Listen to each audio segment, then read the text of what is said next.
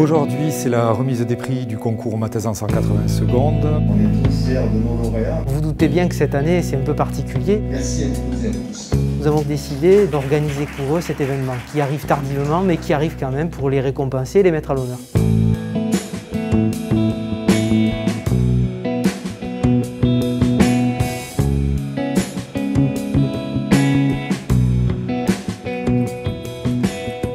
Quand je me préparais pour le concours, je visais de gagner. Ouais, c'est réussi. Tout était plus ou moins surprenant, mais agréablement surprise. Je pense que ça m'a fait me réconcilier un peu d'une certaine manière avec mon sujet de thèse. Pour nous, que le concours ait lieu d'une façon ou d'une autre, c'était impératif parce qu'on ne voulait pas que les doctorants se sentent laissés pour compte et ne pas rompre ce lien social, et surtout on voulait valoriser le travail qu'ils avaient mis en place. Donc ça a été un double exploit finalement pour nos lauréats de cette année.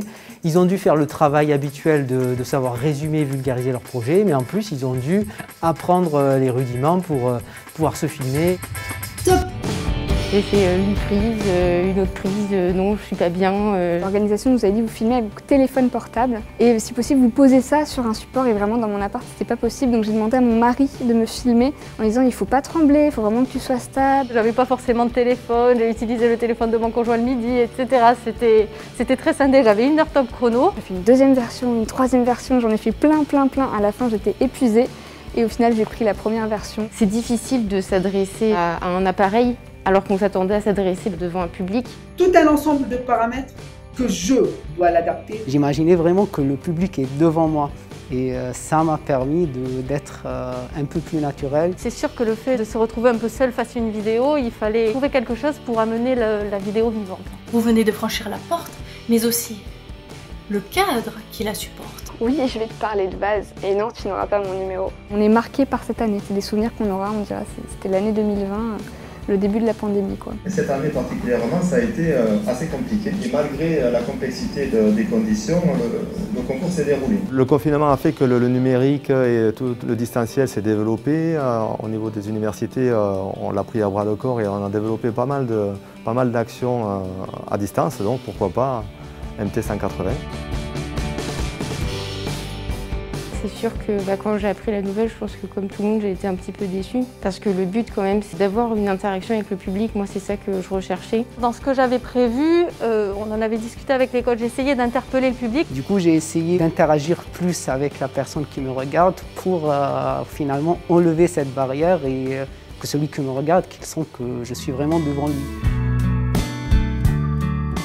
Ils ont entre guillemets souffert un petit peu plus que les autres années, puisqu'ils se sont pliés au jeu, ils ont été formés, ils ont été coachés, ils ont répété durement, mais en plus de ça, ils n'ont pas pu affronter le public. Certes, le public a manqué, peut-être un peu de frustration pour les étudiantes et étudiants qui ont présenté leurs travaux, mais il valait mieux faire cela que rien du tout. Avoir un doctorat, il traduit une capacité d'analyse, une capacité d'écriture, une capacité d'expression également orale. Cette cérémonie a été enregistrée. Il y avait au moins les représentants des institutions, il y avait les coachs, les directeurs d'école doctorale, donc ça a permis quand même de les mettre en valeur. Ils ont travaillé en partie avec les coachs qui les ont formés sur les différents éléments de langage à faire transparaître lors de leur présentation et surtout qui les ont entraînés à fluidifier et vulgariser leurs propos.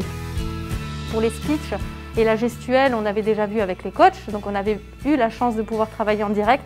Parce que c'est vrai que si on n'avait pas pu faire la formation de MT 180 avec les coachs physiquement, ça aurait été difficile parce que c'est quand même une prestation orale. C'est vraiment grâce aux formations que j'ai pu vraiment prendre davantage confiance en moi pour me lancer là-dedans.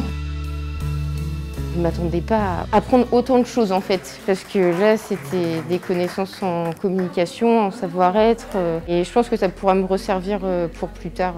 Je pense que c'est tout l'intérêt.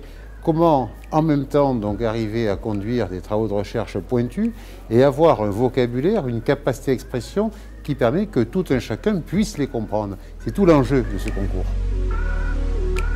Certains candidats ont été exceptionnels sur ça et ont su jouer de la caméra. Bienvenue à bord du vol MT 180.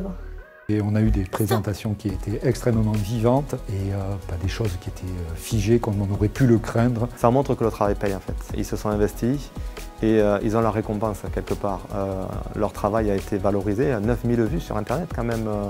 Donc c'est quand même important. Ce qu'il faudra retenir cette année, c'est que malgré toutes les difficultés, c'est toujours possible, si on y met le cœur, de pouvoir faire se tenir un bel événement. Déjà pour le laboratoire, c'est une bonne nouvelle, ça fait de la publicité, puis même au niveau du CV, je le vends un maximum. On apprend sur soi, sur sa thèse, et je recommande à 100%.